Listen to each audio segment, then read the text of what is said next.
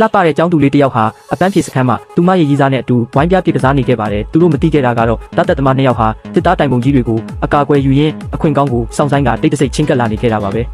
ကစားရင်းနဲ့ရည်စားဖြစ်သူကဝိုင်းပြကိုအပြင်းပြင်းနဲ့လှမ်းပစ်လိုက်မိတာကြောင့်အဆောက်အုံတစ်ခုရဲ့အနောက်ဘက်ကိုလွင့်ဆင်သွားခဲ့ပါတယ်ကောင်မလေးကအဲ့ဒါကိုတွားကောက်ရင်းရည်စားဖြစ်သူလုံးဝမမြင်နိုင်တဲ့ပွဲရနေရာရောက်မှာတော့တတ်သမားတွေကချက်ချင်းပဲအမိရပြေးအုပ်ပြီးသူမကိုမြေပြင်ပေါ်ဆွဲလဲဖမ်းဆီးလိုက်ကြပါတယ်ကောင်မလေးပြန်မလာလို့စိတ်ပူပြီးလိုက်ရှာတဲ့ရည်စားဖြစ်သူလည်းအတင်းပြေးထွက်လာတဲ့တတ်သမားတွေရဲ့အနိုင်ကျင့်တိုက်ခိုက်ခြင်းကိုချက်ချင်းခံလိုက်ရပါတော့တယ်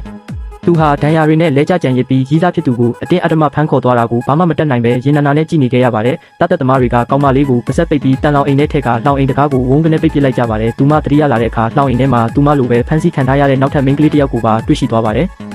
အပြင်ဘက်မှာဝါဝတုတ်တုတ်သားတက်သမားကြီးကလာရောက်၆လက်နေပြီးတာဝန်ခံကလှမ်းတားမှပဲထွက်သွားပါတယ်။အဲ့ဒီနောက်မှာတော့ဖမ်းဆီးခံထားရတဲ့မိန်းကလေးနှစ်ယောက်ဟာသူတို့ရဲ့မျက်စိရှိမှောက်မှာတင်ပြုလုပ်နေတဲ့ထူဆန်းပြီးကြောက်စရာကောင်းတဲ့ဆုံးကဝေးရပူဇော်ပွဲအခမ်းအနားကြီးကိုမြင်တွေ့လိုက်ရပါတယ်။မိန်းကလေးတစ်ယောက်ကိုကလတ်ထိုင်မှာချီနှောင်ထားပြီးဆုံးမကြီးနဲ့ဆုံးဆရာတို့ကဂါထာမန်တန်တွေရွတ်ကတက်ဖြတ်ဖို့ပြင်ဆင်နေကြတာကိုမြင်လိုက်ရတဲ့အခါမှာတော့နောက်တစ်ယောက်ငါတို့ဖြစ်မလားဆိုပြီးအလွန်မင်းတော့